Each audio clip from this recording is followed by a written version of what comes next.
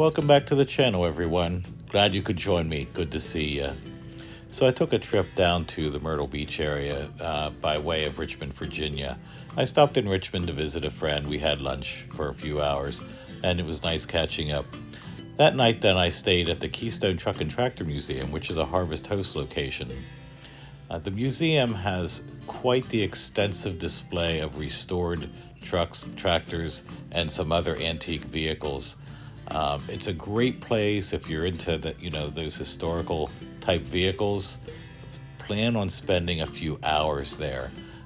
I didn't have a lot of time and had about an hour to tour the museum before they closed, and I wanted to get on the road the next morning before they reopened.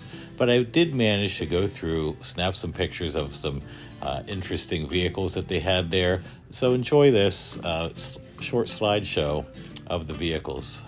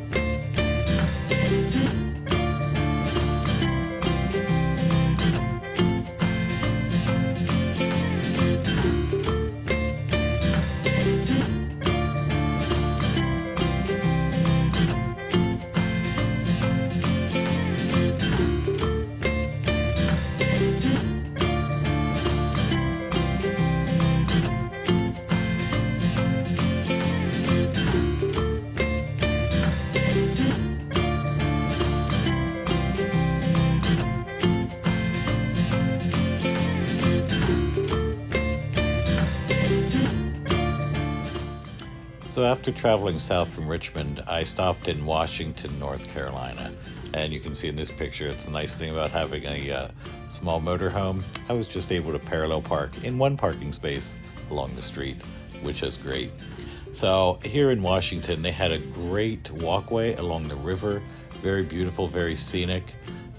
So Chandler and I took a walk along the walkway, and we stopped for some lunch. So most of the town is dog friendly, and I was able to take Chandler with me to lunch. We sat on the outdoor patio, and of course Chandler has to sit there, and beg for a treat or two. So, and of course, I always have to share a bite with him.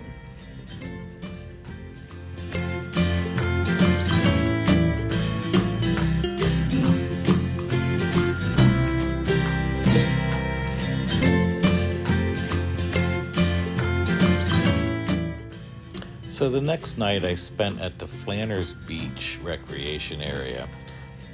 There's no sign that says Myrtle Beach recreation area, which I found odd, but that's just kind of the way it was. The other thing is there's no beach. So the beach got damaged in a hurricane several years ago, and they never reopened the beach. Now while I was there, I had a visitor. So this red cardinal kept coming up to my passenger side window and mirror. And he kept tapping on the window, he'd tap on the mirror, and I was looking out, and the water from my air conditioner was dripping down at that side. I think he was getting some of the water. I also think that he was just kind of guarding his territory against the bird he saw in the window. But it was interesting. He was there almost the entire time that I was there, tapping on my window occasionally. So the next day I left for Myrtle Beach State Park, and for some reason I took a dirt road for 15 miles, and when I had checked the GPS Street View, it showed that it was paved. It was not paved. I saw 6 snakes. I took a picture of snake number 5. I was glad I did not have to stop and get out of my vehicle for any reason, but eventually I did make it to Myrtle Beach State Park. So while I was in the area of Surfside, just south of Surfside is Brook Green Gardens. It's a very large area. I don't know how many acres it is, but it's very large. There's lots of gardens, there's statues, there's art galleries, there's a zoo. It's a beautiful, beautiful place to visit. If you're in the area, make sure that you stop and visit Brook Green Gardens. You'll really enjoy the experience. Make sure you allow a few hours to actually tour the entire area.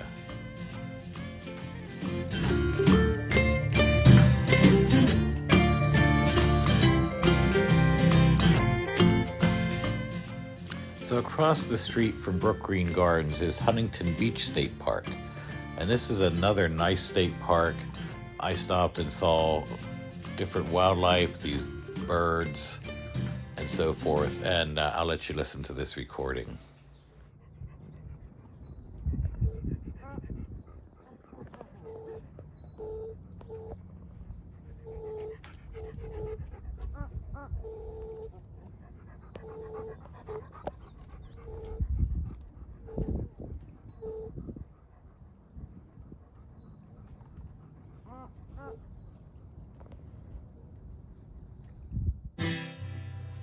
So also at the state park, you're going to be able to see alligators.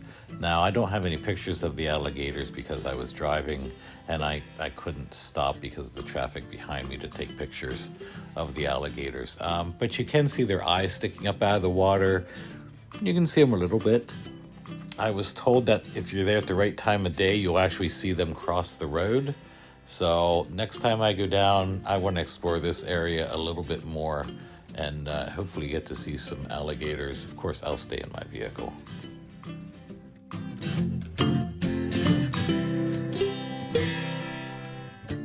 So I wrapped up the time with my friends in Myrtle Beach by going to the Bonfire restaurant in Kenoi. Excellent place to eat, and they have really good drinks. I had this low country drink. It was excellent. I would go back there just to get another one of those. And if you like ginger, you'll like it. So what trip to Myrtle Beach State Park would be complete without taking my pup down to the beach? So there are certain times a day that you're allowed to take your dogs to the beach. And of course I had to take him down. And he didn't really know what to make of the water. He's not a big water dog. And he did spend a fair amount of time barking at the waves as they came in. But he would get in the water and then he'd walk back out.